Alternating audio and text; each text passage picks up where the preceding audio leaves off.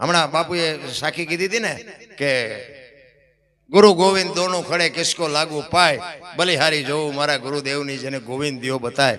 એક ડુંગર કરીને ભરવાડ હતો,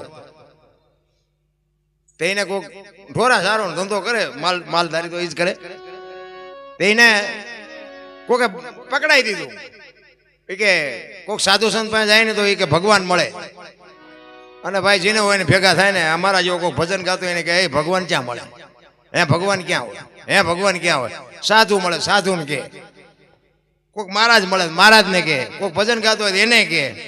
એટલે પછી ગામ ના કંટાળી ગયા કે આને જો ને ભગવાનની ભૂખ ઉગડી.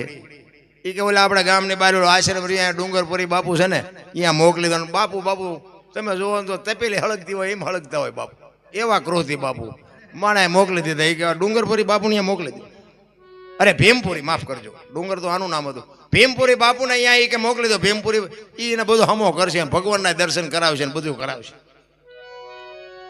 ત્યાં ગયો અને કીધું કે બાપુ મારે ભગવાનના દર્શન કરવા છે. ભીમપુરી કે ભાઈ તું કરતો હોય કર, એમ ભગવાન રેટો નથી પડે. કે ના બાપુ, ઘણા મને કીધું ભીમપુરી બાપુ પાસે જાઓ, તમારી પાસે આવ્યો છું. મને કયો ને તો એ કે જો આ ગૌશાળાની ગાયું છે ને, એ અત્યારે ગાયું સારવાનું કામ કરે. પેલા ગાયું સારવાનું કામ કર્યું, મહિનો 2 મહિના 100 મહિના. વળી પાછું ક્યારેક બાપુ ભાઈ આવે, બાપુ ભગવાન આવ્યા? એ કે આવશે હું કઈ, તું ગાયું લઈને જા. વળી પાછું 2-5 દી થાય કે બાપુ ભગવાન આવ્યા. પછી બાપુ ખારા થયા ને, એક ભાડીયો કૂવો હતો. એ કે ઓલો કૂવો છે ને ત્યાં જોયો ને, એ કે એમાં ધૂમકો મારી એમાં પડ્યો હોય જાય. અને આને ગાંઠ વળી જાય કે મારો ગુરુ બોલ્યો ખોટું ન હોય, ભાડિયા કૂવામાં જ હોય. અત્યાર સુધી ભાડ્યો જ નહીં, મને ખબર નહોતી ને ગાયું એટલી સારત જ નહીં. અને ત્યાં બાપુ હળી કાઢી અને બાપુ અખિલ બ્રહ્માંડના માલિકને એમ થયું ગુરુ મહારાજના શબ્દ ઉપર આ ધૂમકો મારશે ને આના ટાંટિયા ભાંગી જાય છે. અખિલ બ્રહ્માંડના માલિકને બાપુ એનું બાવડું પકડવું પડ્યું. અને બાવડું પકડ્યા પછી એમ કે છે શું કામ ધૂમકો મારે? મારે ભગવાન જોવો છે. કે ભગવાન હું જ છું. શંખ ચક્ર ગદા પદમ ધારણ કરી માથે મુગટ બુગટ અખિલ બ્રહ્માંડનો માલિક સામે ઊભો છે. એ કે હું પોતે જ ભગવાન છું. એ કે તમે ભગવાન છો એની ખાતરી શું? એ કે પણ આમ મારા સામે નજર કરીને હું કે આ જોતો નથી તને? એ કે અમારા ગામમાં ભવાયા રમે આના કરતા સારા લાગે. એમ નો માની લેવાય ને, એમ થોડું કહેવાનું હોય. તો એ કે હું મારા ગુરુને બોલાવું. કે તમે ભાગી જાઓ તો એ ઝાડવારે ભગવાનને બાંધ્યા. અને બાપુ બંધાઈ ગયો છે.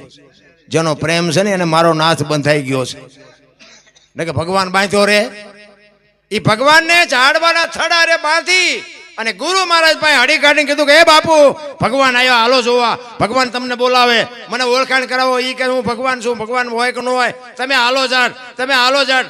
અને બાપુને એમ તો ખરો છે ભોળ્યો, કઈક ભાડ્યું હોય પડી તો કે હોય. અરે કે બાથી આવ્યો છું, જાય જ્યાં. અને ખોટું હોય તો હમણાં 2 નાખું બાંગા. એ તો બાપુ ભરવાડ. અને આને એમ તો ખરો છે ભોળ્યો, કદાચ મેળ પડી ગયો હોય. અને અહીંયા આવ્યા ને અખિલ બ્રહ્માંડના માલિકને બાપુ ગુરુને દર્શન કરાવે. એ શિષ્ય કેવો હોય છે.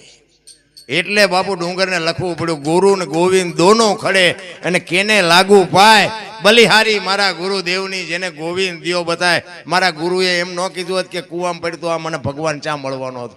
મારા ગુરુના પ્રતાપે અખિલ બ્રહ્માંડનો માલિક મળ્યો.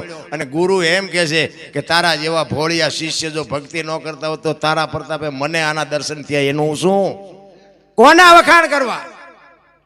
અરે હું તો એમ કહું બાપુ ગુરુ મહારાજને ધારણ કર્યા હોય તો ગુરુ મહારાજને કંઈક સમજી શકો.